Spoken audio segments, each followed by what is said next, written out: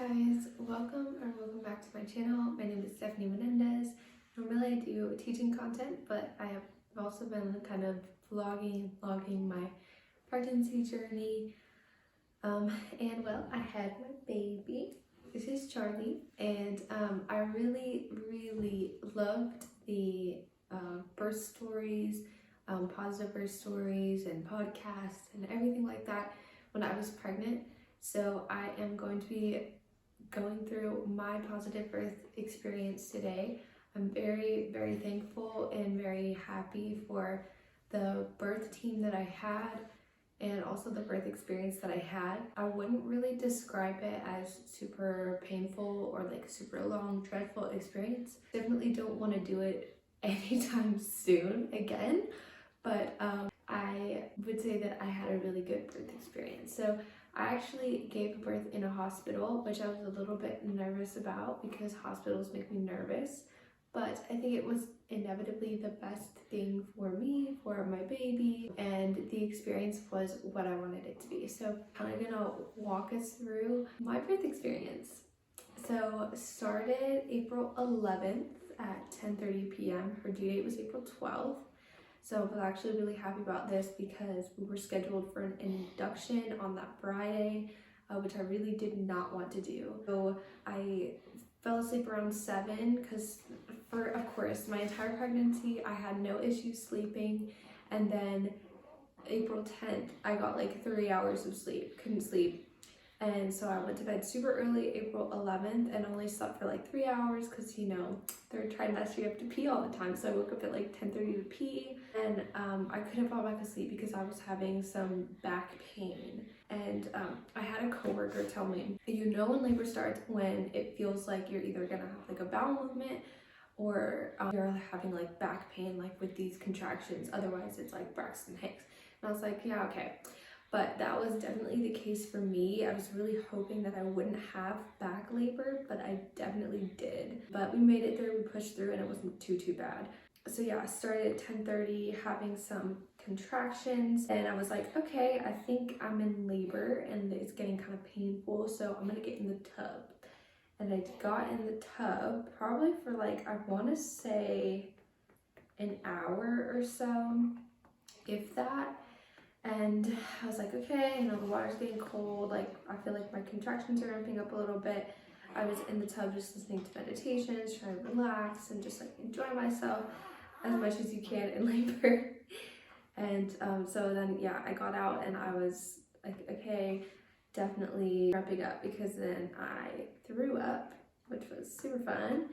And I was like, gosh, I hope this doesn't last very long. And luckily that was the only time I threw up. I mean, definitely was not a fun experience, but at least it was a one and done thing. So I got up and I tried to go back and like lay in the bed and kind of relax. And when I was having my contractions, a little bit went by and I realized I was having contractions that were about a minute long, and they were coming like every 2 minutes. And so I was like, they say that you should go to the hospital when they're like 5 minutes apart and like a minute long. So I feel like mine ramped up very quickly. Oh, he's talking.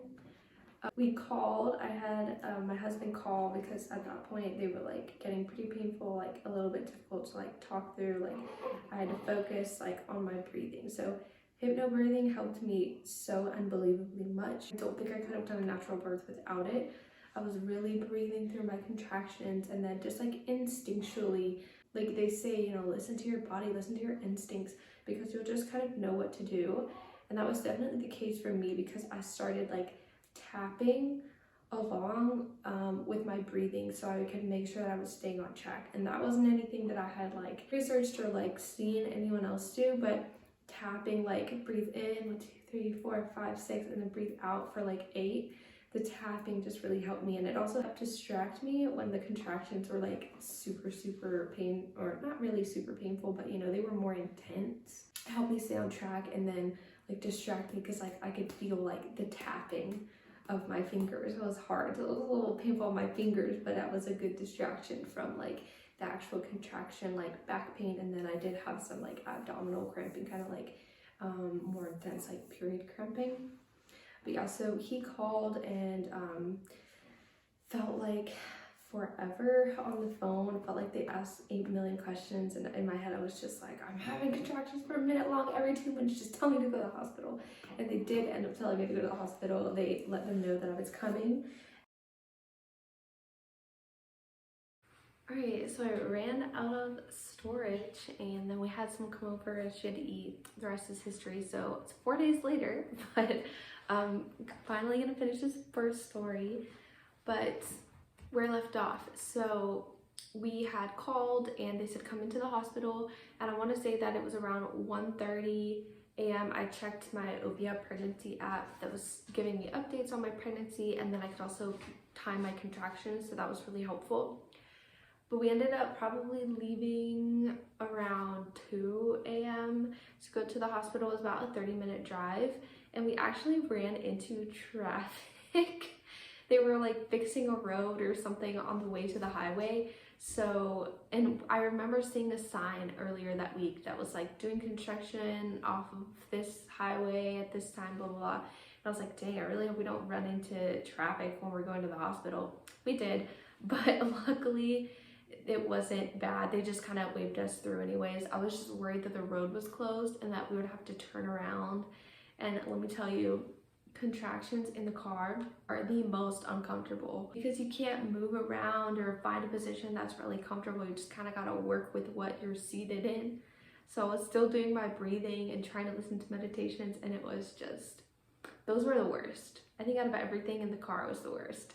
That is the one thing about trying to labor at home as long as possible, is the car ride when you have to get to the hospital. But we did get there and they were expecting us, so I actually ended up waiting downstairs a little bit with the nurse because my husband went to the bathroom, which was fine. I wasn't in a lot of pain or anything then, but I remember I had a few contractions when I was just talking to the nurse, and you know, I was doing my breathing, just walking around, and she was like, if those are the contractions that you're having right now, you're gonna rock this, like you're doing good, which was super nice. I had the best nurses.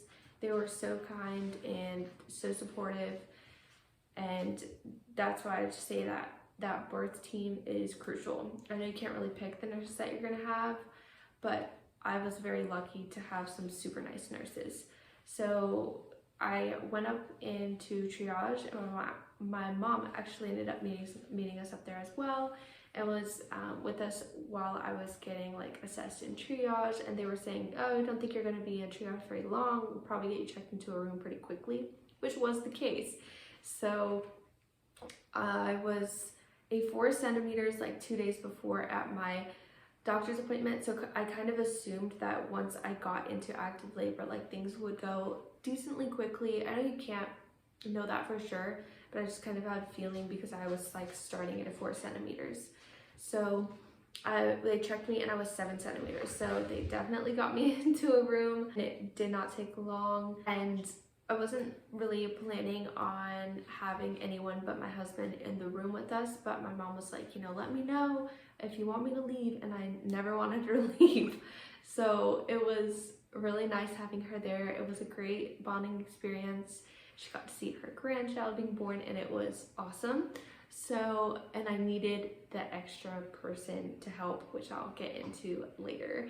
But they got me checked into the room, and I was a little disappointed and kind of upset at first because I had a birth plan, and now looking back, I think my birth plan was way too long, but whatever, it is what it is. But I was pretty specific about not wanting to be hooked up to a bunch of things and wanting to be in my own outfit. I actually ordered a button-up pajama dress on Amazon. It was like 12 bucks. I kept seeing like the pretty laboring robes with the matching swaddles, and I was like, oh no, that's just too much. Like $30, $40, no. So I found a button-up. It was pretty, it was purple. I can try to link it below, to labor in, and it was perfect. Got a lot of compliments on it. It was really soft and really comfortable.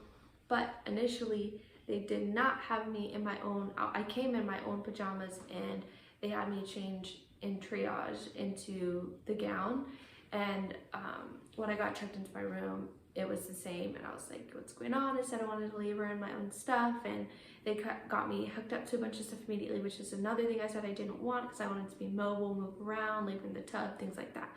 But luckily once we got settled, and I don't know if like maybe my nurse heard me or what, but she ended up checking my birth plan. I know that it gets busy and like you're in triage, you're trying to get in and get checked. So it wasn't that big of a deal, but I'm glad that she checked it, because then she was like, oh, I see, you know, you want to do this and that.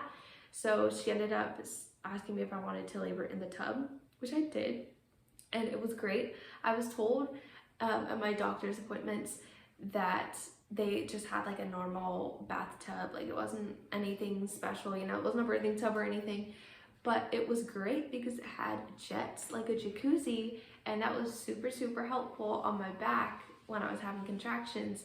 So I was really happy about that. So if you have the option to try laboring in the tub some, I highly, highly recommend it. It was the best out of, I think, everything that I tried.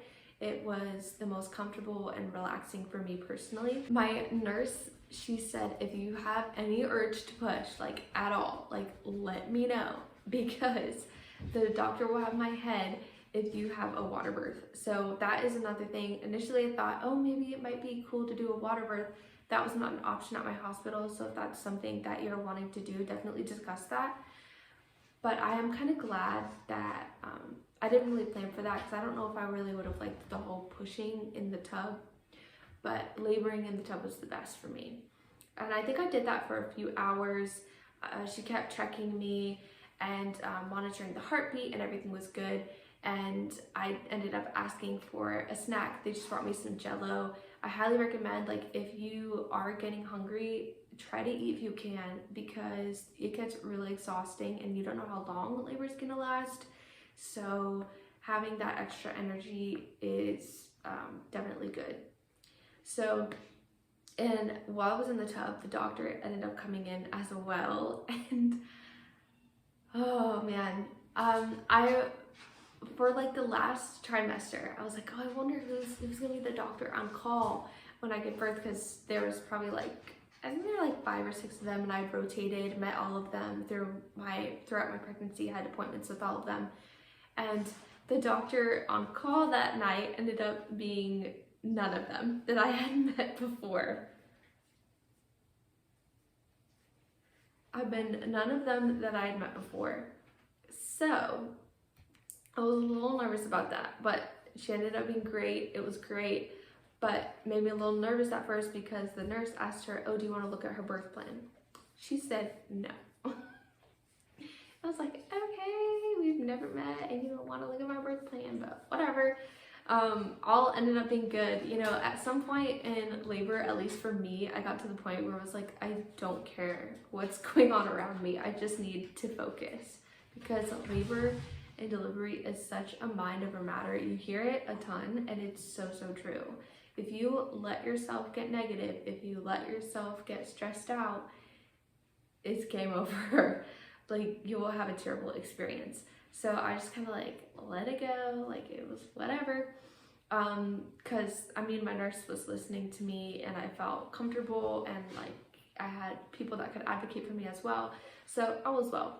But yeah, I ended up getting out of the tub probably after a few hours. I never really felt the urge to push in the tub, which was fine. Got out and I was able to get my own clothes back on, which was really nice. I felt much more comfortable. The thought of just like having my booty out and like that nasty hospital gown fabric was just not for me. I know to some people it's not a big deal, but for me it was just like, I couldn't. So I'm glad that I could do my own clothes. But the nurse actually offered me a birthing ball to try, and I thought I would really like that. It's interesting what you think you're gonna like and use in labor and then end up really not liking. I didn't have a birthing ball at home that I was like bouncing on, practicing, trying to get labor started on, but I thought like that would be something that I would be interested in, and it just was not comfortable for me. It wasn't working. I ended up getting like on all fours basically on the hospital bed, and I'm glad that that was the position, although it was a little bit hard. I was definitely sore afterwards, but they helped prop me up with pillows and things, and I think that was pretty much where I was for, I mean, I moved around a little bit and like ate my Jell-O, but that position was pretty much the position until I was ready to push. So, and that was a great position for me because I had back labor and later it turned kind of into hip labor. So it was a good position to where my husband was in front and I was like squeezing his hand, tapping, doing my breathing. It was also really helpful to have my mom breathing with me in the background, and that was not anything that we had planned. It was just helpful for me to hear her breathing because it reminded me to breathe. But I was squeezing my husband's hand, probably on the verge of breaking it, and then my mom was doing the counter pressure, and I would say, here, go, there, I'm about to have a contraction, and she would put the counter pressure, which was really, really helpful. And I would say it was really helpful that she was there as well because my husband hadn't gotten to sleep yet. So I only gotten like 3 hours of sleep because I went to bed early. I just had like a feeling that I was gonna go into labor, which I did. And he had not gotten to sleep yet because it was only 10:30.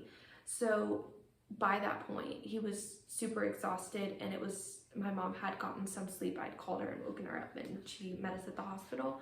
So having someone to give your other support person a bit of a break is a great idea. At least it was really helpful for us because I kind of needed the two people, and then that way my one exhausted person didn't have to keep doing the counter pressure the entire time.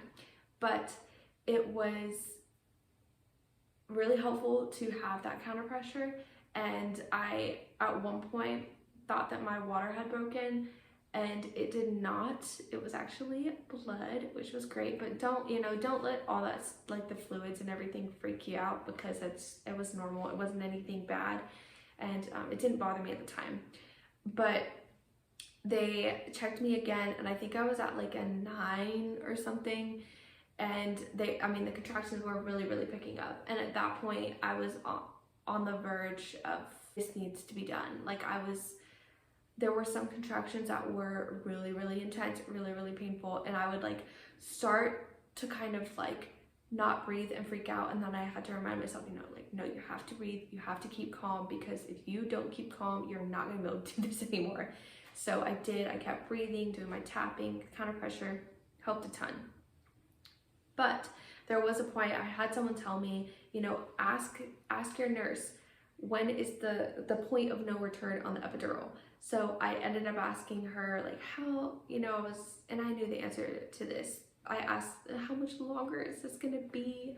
And she was like, there's really no way to tell. And I was like, can you let me know when it's too late to have the epidural? And I believe what she said, but I also really appreciate that I think she was really sticking to my birth plan, where I said I really wanted to try to have an unmedicated birth and to have like options of like changing positions and everything, which she was really helpful with. And she was like, you're gonna have this baby without the epidural. So I was like, okay, so then I have to keep calm because there's no option.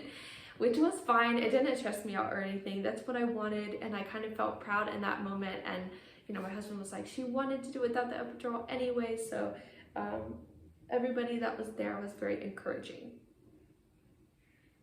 Yeah, everyone that was there was really encouraging. So that was great. But at some point, when I was getting to that point, I think they were thinking, okay, we need to kind of get things rolling because she's getting tired and emotional. So they ended up checking me again. I was like 9 centimeters, and they were like, okay, we can break your water. And I also knew the answer, but I just wanted to hear it. I just wanted to hear the answer. I was like, if you do that, is it going to speed things up? And they said, yes, absolutely, which is exactly what I wanted to hear. So they ended up breaking my water, and they said that it was really hard to break. So it was not going to break on its own. So I'm super glad that they did that when they did, because if I had to go through a ton more contractions for hoping that my water was going to break and it wasn't, that would have been annoying and terrible. So I'm glad that they did that. And at that point, I think I just had a little bit of cervix left before I was going to be 10 centimeters. So they actually had me push just to kind of like get to the 10 centimeters mark, which I never heard of before, but it worked for me. I think they were just trying to get that last little bit out of the way so I would be 10 centimeters. And once I got to 10 centimeters, doctor came in, and they actually had to like really kind of instruct me and remind me multiple times of how to push, because I had seen a like hypnobirthing video or something that was like, you know, work with your contractions, like breathe your baby out, and that did not work for me. At that point, I literally wasn't like feeling the urge to push. Like I don't know, I didn't feel like I felt like the need to push. I felt like I was gonna have a bowel movement, so maybe that was it. But and luckily I did not. But it, you know, had me hold my breath and really bear down and push. And I think I had 5 or so contractions with pushing before she was out. It felt long because I was like, at this point, I just need her to be out, because at that point it gets super, super intense. I will say, this is something that I had heard in another video too, was that your body gives you breaks in between. So it's like you have pretty consistent contractions, like kind of until you get to the pushing stage, and your body will give you the breaks that you need, which was really interesting. So at that point, I had been laboring for like 10 hours, and I was getting super, super exhausted. And this is I think the coolest part of the experience for me, just like looking back, was that I was kind of falling asleep in between these contractions, like in between, you know, pushing, which is amazing to me. I mean, that you can have these super, super intense bouts where you need super tons of energy, and then your body just like makes you fall asleep. Like I remember my eyes rolling back in my head, and I was like, people were kind of like fading into the background, and I was like really freaking falling asleep, which was super cool to me. I don't know why, I just think that's super interesting. But yeah, 5 pushes, and I remember that I think it was like the second to last one. They're like, we see the head, like you can do this. And I was like, okay, one more. And then after that one, there was another. And I remember being like, oh, come on. They said one more. You've got to be kidding me. But it was that last one, and she was out, which was an amazing experience. There's nothing like it. It's so cool. But I was very, very happy that my doctor actually ended up giving me a little bit of like numbing. I think it was, she gave me a shot, like a numbing shot basically in my vagine, so I wouldn't have to feel the ring of fire, which I was really happy about, because at that point, like, you know, you're having super intense contractions, you're trying to push your baby out, and the last thing you want to freaking feel is a ring of fire. So I was glad that I did not have to experience that. But I did end up tearing a little bit on the sides, like on my labia, but not on the perineum, which was my biggest goal. I was like, I don't want to tear there, because I've heard it's super, super like painful and a little bit more of a recovery, and luckily I did not. So I felt really good and empowered after the birth. And here's another kind of funny thing, was I also said, like, you know, I don't want any students in the room, like as few people as possible, but it was kind of like a shift change, because I gave birth to her at like 7:35 a.m. and I think 7 a.m. was when they switched nurses, and my nurse ended up staying, which was really nice. She wanted to, you know, finish the birth process, but there was another nurse in there, and then they had I want to say another nurse that helped the doctor. So I think there were like 4 nurses in there, and I could not have cared less. I could not have cared less. Well, when I was in the tub, I was totally naked, and I thought I would care. I did not care. I was like, you know what, I'm laboring, people can whatever. And then when I was pushing and had my baby, there were like 5 nurses, 4 nurses, whatever. I could not have cared less. There could have been a whole crowd of people out there. There could have been, you know, the SWAT team coming. I could not have cared less, to be completely honest. I was just happy to have her, happy it was over, and I was kind of like in my own little bubble. But I will say the most, and I will use the word painful for this, just so people are prepared, because I was kind of prepared because my mom had told me about her experience, and I heard later that my aunt had a similar one. But some people say, oh, birthing the placenta is not that big of a deal, like it's out, you don't even feel it, whatever. That was not the case for me. Birthing the placenta was the worst part of the birthing process for me personally. She snoozed. It was very, very painful, and I don't know if it was very painful because it was just painful, or because at that point I was mentally checked out. I was like, I have my baby, we're done here, like go away. I don't know, not to be rude, like I wasn't obviously telling her to go away, But, you know, at that point, you're like, you want to be with your baby, you're in your own little bubble. I wasn't focused on my breathing anymore. I wasn't focused on, like, you know, having to deal with the intensity of anything. So my placenta was not coming out, unfortunately. So the doctor was like, we're gonna get you started on Pitocin to keep these contractions because your placenta's not coming out. And I was like, please no, like I don't want the Pitocin. Like I just really did not feel like I wanted Pitocin. And she was like, no, like you need to have it. We've got to get your placenta out. It's very important. And and then she had me continue to push so I could push my placenta out, which was, again, terrible, because at that point I had already had my baby and I had mentally checked out. Like I was done pushing, done. And so that was, I think, the most painful. And then she actually had to kind of like detach it. So for me, that was annoying. And then afterwards were like the stitches and things, and it just felt like she was down there like in my nether regions for forever and a half, like which, looking back, I'm sure it wasn't that big of a deal, but again, I wasn't really focused on controlling my level of calmness and like pain control at that point. So, and again, because I didn't have the epidural, she numbed me, but you know, it was still painful and I could like feel things. And I definitely felt like, you know, the pain medication and stuff when she was sticking me, but all was well afterwards. And it's such a sweet, the golden hour is such a perfect description or phrase for what that next hour is like. I mean, I felt amazing. I was like, wow, I really did it without the epidural. I felt like $1,000,000, like a superhuman. And then of course I had my beautiful baby, and she is just perfect. And there's really no feeling like that. And I just got an immediate burst of energy because I was falling asleep in between contractions, super exhausted. But as soon as she came out, I was like, I have energy to do anything. And on the other hand, was super exhausted.